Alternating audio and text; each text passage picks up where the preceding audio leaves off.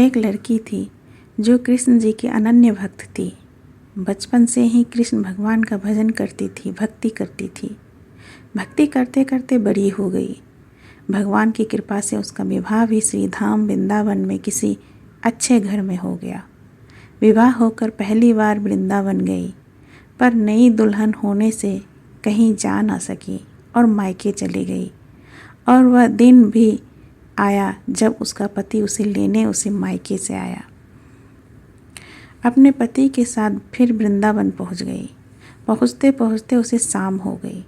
पति वृंदावन में यमुना किनारे रुक कर कहने लगा, देखो शाम का समय है, मैं यमुना जी में स्नान करके अभी आता हूँ। तुम इस पेड़ के नीचे बैठ जाओ और सामान की देखरेख करना। मैं थोड़ी ही समय में आ जाऊँगा। यही सामने ही हूँ, कुछ लगे तो मुझे आवाज़ दे देना। इतना कहकर पति चला गया और वह लड़की बैठ गई। अब एक हाथ लंबा घूंघट निकाल कर रखा है, क्योंकि गांव है, ससुराल है, और वहीं बैठ गई। मन ही मन विचार करने लगी कि देखो ठाकुर जी की कितनी कृपा है। उन्हें मैंने बचपन से भजा और उनकी कृपा से मेरा विवाह भी श्री धाम वृंदावन में हो गया। मैं इतने वर्षों से ठाकुर जी को मानती हूँ, परंतु अब तक उनसे कोई रिश्ता नहीं जोड़ा। फिर सोचती है, ठाकुर जी की उम्र क्या होगी? लगभग 16 वर्ष के होंगे। मेरे पति 20 वर्ष के हैं, उनसे थोड़े से छोटे हैं, इसलिए मेरे पति के छोटे भाई की तरह हुए और मेरे देवर की तरह। तो आज से ठाकुर जी मेरे देवर हुए। अब तो ठाकुर जी से नया संबंध जोड़कर बड़ी प्रसन्न हुई और मन ही मन ठाकुर जी से कहने लगी, देखो ठाकुर जी, आज से मैं तुम्हारी भाभी और तुम मेरे देवर हो गए। अब वो समय आएगा जब तुम मुझे भाभी भाभी कहकर पुकारोगे। इतना सोच ही रही थी, तभी एक 10-15 साल का बालक आया और उस लड़की से बोला, भाभी भाभी। लड़की अचानक अपने भाव से बाहर आई और सोचने लगी, वृंदावन में तो मैं नहीं हूँ, ये भाभी कहकर कौन बुला रहा है। नई थी इसलिए घूंघट उठाकर नहीं देखा कि गांव के किसी बड़े बूढ़े ने देख लिया तो बड़ी बदनामी होगी। अब वह बालक बार बार कहता, पर वह उत्तर न देती। बालक पास आया और बोला, भाभी तनिक अपना चेहरा तो दिखाई दे।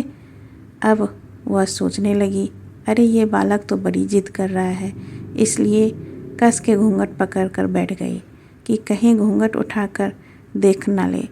लेकिन उस बालक ने ज़बरदस्ती घूंघट उठाकर चेहरा देखा और भाग गया। थोड़ी देर में उसका पति आ गया। उसने सारी बात अपने पति से कही। पति ने कहा, तुमने मुझे आवाज़ क्यों नहीं दी? लड़की बोली, वह तो इतने में भाग ही गया था। पति बोला, चिंता मत करो, वृंदावन बहुत बड़ा थोड़ी ही है। कभी किसी गली में खेलता मिल गया तो हड्डी पसली एक कर दूंगा, फिर कभी ऐसा नहीं कर सकेगा। तुम्हें जहाँ भी दिखे मुझे ज़रूर बताना। फिर दोनों घर गए।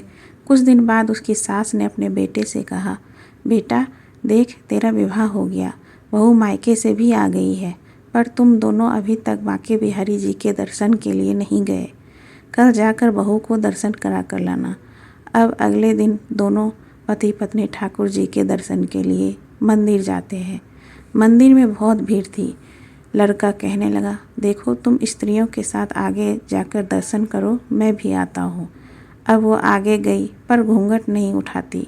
उसे डर लगता कोई बड़ा बूढ़ा देखेगा तो कहेगा नहीं वो घूंघट के बिना घूम रही है। बहुत देर हो गई। पीछे से पति ने आकर कहा, अरे बावली, बिहारी जी सामने है, घूंघट काहे नहीं खोल रही? घूंघट ना खोले तो दर्शन कैसे करेगी? अब उसने अपना घूंघट उठाया और जो बांके बिहारी जी की ओर देखा तो बांके बिहारी जी की जगह वही बालक मुस्कुराता हुआ दिखा। तो एकदम से चिल्लाने लगी, सुनिए जल्दी आओ जल्दी आओ। पति पीछे से भागा भागा आया। बोला, क्या हुआ? लड़की बोली, उस दिन जो मुझे भाभी भाभी कहकर भागा था वह बालक मिल गया। पति ने कहा, कहाँ है? अभी उसे देखता हूँ। तो ठाकुर जी की ओर इशारा करके बोली, ये रहा, आपके सामने ही तो है। उसके पति ने जो देखा अवाक रह गया और बोला, तुम धन्य हो वास्तव में, तुम्हारे हृदय में सच्चा भाव ठाकुर जी के प्रति है। मैं इतने वर्षों से वृंदावन में हूँ, मुझे आज तक उनके दर्शन नहीं हुए और तेरा भाव इतना ऊंचा है कि बिहारी जी के तुझे दर्शन हुए। हाँ दोस्तों, पूजा पाठ, नियम कानून ये सब भगवान को नहीं चाहिए, बस सच्चा प्रेम, सच्चा भाव चाहिए।